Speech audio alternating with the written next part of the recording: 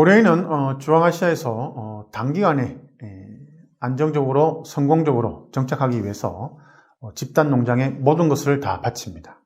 그래서 새벽 일찍 그리고 저녁 늦게까지 이 밭에서 논에서 이제 일을 합니다.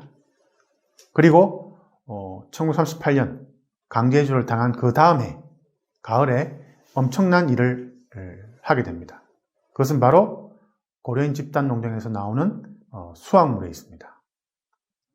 실제로 이러한 보고서가 지금 알려져 있습니다. 1938년 11월 우즈베키스탄 공화국 농업부장 바쿨린이라는 사람은 이 소련 공산당 중앙위원회에 다음과 같은 보고서를 전했습니다. 어쨌든 이 소련이라고 하는 이 국가의 경제 시스템은 사회주의, 공산주의, 계획 경제였기 때문에 모든 것을 다 모스크바에 있는 소련 공산당에 보고를 해야 됩니다. 그래서 그러한 보고서 중에 이러한 내용이 있습니다. 타시켄트주의 고려인 거주지 집단 농장은 대단히 높은 농업기술 수준을 보유하고 있다.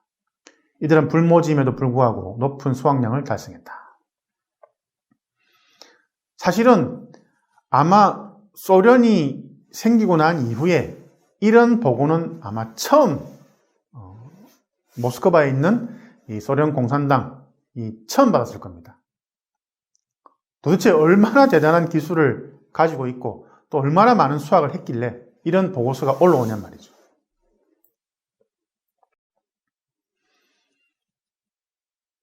제가 계속 예를 드는 겁니다만 정말 같은 땅에 같은 씨앗을 주고 농사를 지어라. 그래서 고려인, 러시아인, 우즈벡인, 까자긴 이러한 조건을 주고 농사를 짓게 만들면은 사실은 수확량에 큰 차이가 없습니다. 또 없는 게 맞는 것이고. 그런데 정말 기가 막히게도 같은 땅에 같은 씨앗을 주고 농사를 지었지만 고려인들이 수확하는 양은 다른 민족들보다 훨씬 더 많다는 겁니다. 그게 어떤 성실함, 또 당연히 그 이유가 되는 것이고, 또 고려인들만이 가지고 있는 아주 탁월한 농사기술에도 있는 것입니다. 그래서 소련이 생긴 이후로 정말 이 타시켄트주 고려인 집단 농장의 어마어마한 이 수확량에 대해서 이 모스크바에 있는 소련 공산당에게까지 이러한 보고서가 제출되었습니다. 자, 고려인들의 수확에 대한 당시의 놀라움은 통계를 살펴보면 명확해집니다. 1940년에서 1963년 동안 중앙아시아 평균 수확량은 1헥타르당 14.9에서 22.4 젠트네르. 자, 1젠트네르는 100kg 정도입니다. 자, 평균 수확량이 이 정도였는데 고려인의 최고 수확량은 1헥타르당 무려 60에서 70 젠트네르였습니다. 몇 배 차이가 납니까? 3배 이상 차이가 납니다. 사실 이 정도 되니까 이건 보고를 안 할 수가 없습니다. 당연히 보고를 해야 되는 것이고. 그래서 연해주에서 벼 재배에 성공한 우리 연해주 한인들입니다.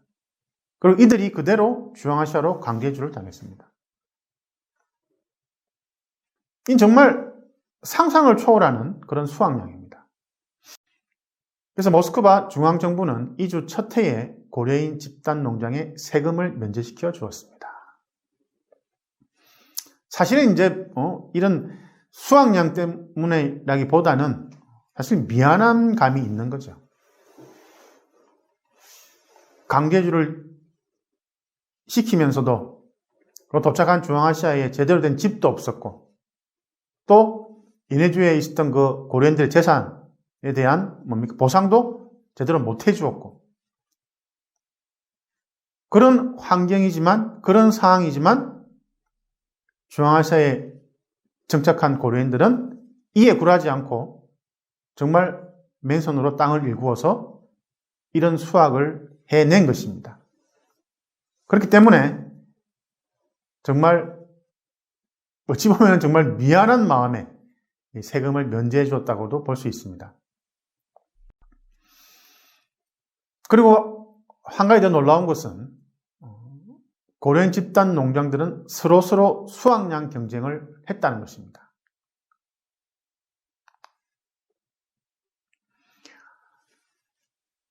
고려인들로 구성된 집단 농장은 카자흐스탄 남부 지역, 그 다음에 우즈베키스탄, 또 주변에 투르크메니스탄 이런 곳도 다 몇 군데가 존재를 합니다. 근데 특히 이제 놀라운 수확량을 많이 했던 곳은 주로 카자흐스탄 남부, 그리고 타시켄트 주, 우즈베키스탄 타시켄트 주가 대부분이었는데, 이 지역의 고려인 집단 농장의 수확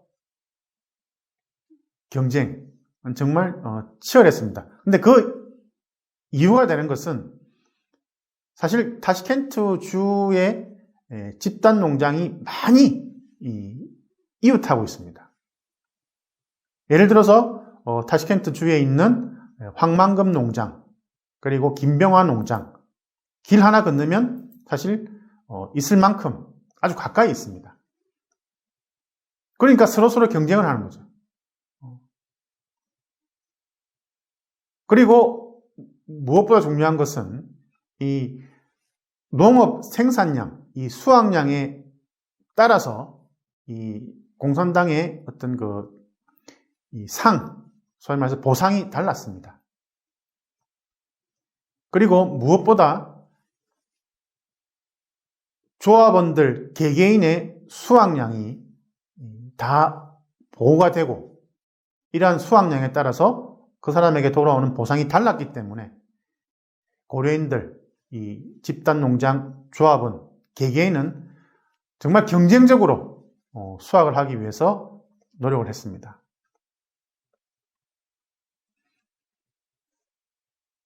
그래서 시간이 지나면서 고려인의 농사기술은 점차 소련 전역의 인정을 받게 됩니다. 방금 말씀드린 것처럼 모스크바 소련 공산당에게 타시켄트주 고려인 집단 농장의 수확량이 보호가 되면서 어떤 일이 일어났겠습니까? 한번 조사를 해보자. 왜 이 사람들은 같은 땅에 같은 씨앗을 뿌려서 농사를 했지만 더 많은 수확을 하냐면 도대체 그 이유가 뭐냔 말이에요. 그래서 그 이유를 알아내기 위해서 이 공산당이 집중적으로 조사를 하게 됩니다. 그러면서 점차적으로 이 소련 전역으로 특히 우즈베키스탄 타시켄트 주에 있는 고려인 집단 농장이 모범 사례로 소개가 됩니다. 그래서 이 고려인의 기술을 배우고자, 고려인의 농사 기술을 배우고자 같은 씨앗을 뿌려 같은 비료를 주고 같은 시간 노동을 한 민족도 있었다고 합니다. 다시 말하면 다른 민족의 집단 농장은 고려인 집단 농장 때문에 피해를 보게 됩니다. 왜? 공산당 입장에서 볼 때 왜 너희들은 고려인 집단 농장보다 수확량이 작냐고 물어볼 수가 있습니다. 그럼 당연히 국가적인 보상도 줄어들게 되고, 물론 그 사람들은 지금까지 그렇게 해왔던 사람들입니다. 그런데 갑자기 고려인 집단 농장이 나타나면서 상상을 초월하는 수확을 해버리니까 상대적인 피해를 본다는 거죠. 그래서 방금 말씀드린 대로 앞다투어서 이 고려인 집단 농장을 방문하고 그 노하우를, 그 기술을 배우고자 한단 말이에요. 이게 정말 같은 씨앗을, 고려인들은 도대체 어떤 씨앗을 뿌리느냐? 그 씨앗을 가져와가지고 같은 비료, 고려인들이 뿌리는 비료, 똑같은 걸 그대로 해본단 말이죠. 그러면 우리도 고려인 집단 농장만큼의 수확이 되지 않겠냐라고 생각을 합니다. 그렇지만 결과는 달랐습니다. 제가 계속 강조하는 것이 같은 씨앗, 같은 비료, 같은 땅에서 농사를 짓지만 수확은 언제나 고려인이 더 많았습니다. 사진을 보시면 왼쪽에는 고려인의 이름이 있습니다. 고려인 집단 농장, 북극성 집단 농장이라는 곳이 있었는데 이 북극성 집단 농장의 조합원들이 자신이 수확했던 그 양을 갖다가 기록하게 되어 있습니다. 그래서 조합원 개개인의 수확량을 갖다가 체크를 하고 그걸 보고하게 되어 있습니다. 그래서 왼쪽에 보면은 이름이 다 있습니다. 그리고 오른쪽에 보면은 이제 수확량을 갖다가 적게 되어 있습니다. 사실 이것은 고려인 집단 농장뿐만 아니라 다른 집단 농장에도 다 동일하게 행했던 것입니다. 다시 말하면 이 스탈린 집권 이후에 가장 중요한 문제가 바로 먹는 문제입니다. 농산물이 제대로 수확이 되어야만 이 배고픈 이 소련의 시민들이